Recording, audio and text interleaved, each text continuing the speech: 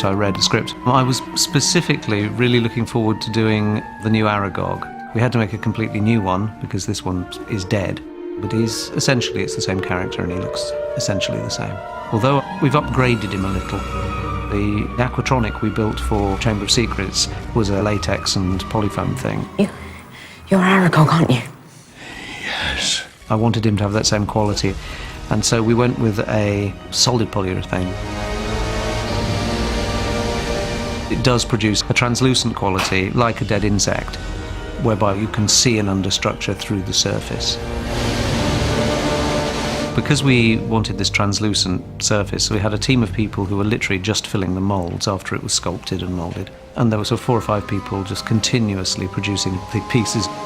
Once you produce them, you then have to artwork them. So we were airbrushing a colour scheme into this polyurethane. We were also flocking it in places, whereby we can put a nice fuzz into places and direct where this fuzz goes.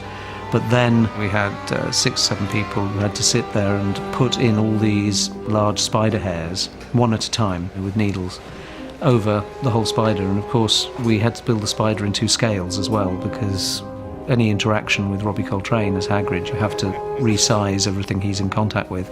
So there is a smaller scaled spider as well. So it was a huge amount of work. And when you see 16 spider legs all in a row and you know that you've got to punch hair into all of them, it's a little daunting. We had a team of people just doing hair for weeks. How do we same just with one as with? It obviously isn't cheap to construct a spider like that, but it's also incredibly expensive in CG. And I always fight the corner to do it practically if it makes sense. So it was a trade-off. I mean, as all these things, it's the cost, the ease of use on set, how much reference does it provide, you know, does it give something to the actors that couldn't handle if it's not there? Because when you build creatures like that, very often even just an inanimate object like that can have a, you know, a little emotive moment, which is nice.